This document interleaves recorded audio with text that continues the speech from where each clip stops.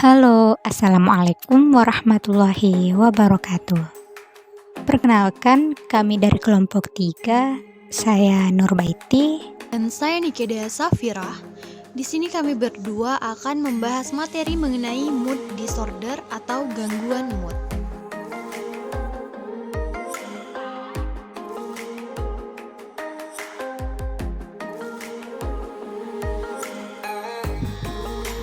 Baik, yang pertama kita akan membahas tentang gangguan suasana hati atau mood disorder. Nah, apa sih itu mood disorder? Jadi, mood disorder atau gangguan suasana hati adalah suatu gangguan mental yang ditandai oleh perubahan mood. Pada DSM, gangguan suasana hati meliputi gangguan-gangguan yang terdapat pada mood dimulai dari depresi yang ekstrim hingga mania yang ekstrim.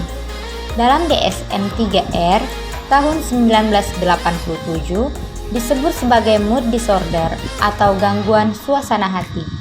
Suasana hati atau mood mengacu kepada pengertian emosi yang bertahan lama yang mewarnai seluruh kehidupan manusia, yang melibatkan bagian depresi maupun kegembiraan atau mania. Yang kedua, kita akan membahas tentang teori psikologis tentang gangguan mood. Yang pertama, itu ada tentang teori psikoanalisis tentang depresi. Menurut Freud, potensi depresi muncul pada awal masa kanak-kanak. Pada fase oral anak mungkin kurang atau terlalu terpenuhinya kebutuhannya, sehingga ia terfiksasi pada fase ini dan mengakibatkan individu dependent, low self-esteem. Hipotesanya tersebut seolah untuk mencegah kehilangan. Lama-lama ia malah marah pada dirinya sendiri dan merasa bersalah. Yang kedua, itu ada teori kognitif tentang depresi. Yang A, teori depresi Beck tahun 1967. Tesis utamanya bahwa individu yang depresi merasa demikian karena pemikiran mereka dibiarkan pada interpretasi negatif. Menurut Beck, memandang dunia secara negatif muncul karena adanya peristiwa tidak menyenangkan pada masa kanak-kanak atau remaja dengan adanya triad negatif. Pandangan negatif tentang diri sendiri, dunia, dan masa depan yang sangat jauh untuk dijangkau. Triad negatif ini mempengaruhi penilaian individu tentang kemampuannya beradaptasi dengan lingkungan. Nah, berikut ini adalah bias kognitif yang biasanya muncul pada individu yang mengalami depresi. Yang A itu ada penyimpulan yang arbiter, yaitu kesimpulan yang diambil tanpa ada bukti yang cukup, bahkan tanpa bukti sama sekali. Yang B itu ada abstraksi selektif, yaitu kesimpulan yang diambil berkaitan dengan salah satu elemen dalam situasi.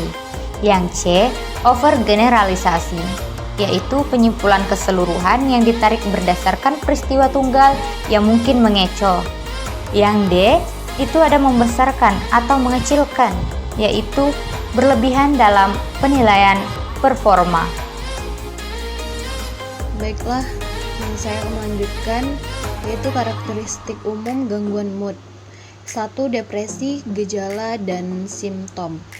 Kesedihan yang amat sangat, perasaan bersalah dan tidak berarti, menarik diri dari orang lain, kehilangan nafsu makan, tidak dapat tidur, sulit memusatkan perhatian, lebih suka duduk sendiri dan berdiam diri. Simptom dan gejala-gejala depresi cukup bervariasi, tergantung tingkat usia. Depresi pada anak-anak seringkali mengakibatkan berbagai keluhan somatik seperti sakit kepala atau sakit perut. Pada orang-orang tua, depresi seringkali ditandai oleh ketidakmampuannya untuk memusatkan perhatian dan keluhan hilangnya memori. Kedua, mania, gejala, dan simptom. Kondisi emosional dan mood yang intens, merasa gembira yang amat sangat tanpa alasan, mudah tersinggung yang disertai hiperaktivitas, banyak bicara, pikiran yang melompat-lompat, perhatian yang mudah teralih. Orang yang berbeda pada episode manik dapat berlangsung beberapa hari hingga beberapa bulan. Dapat segera dikenali melalui rentetan kata yang diucapkan dengan keras tanpa henti. Terkadang penuh dengan kata-kata konyol, gurauan, puisi, dan komentar tentang berbagai objek dan kejadian di sekitar yang menarik perhatian si pembicara.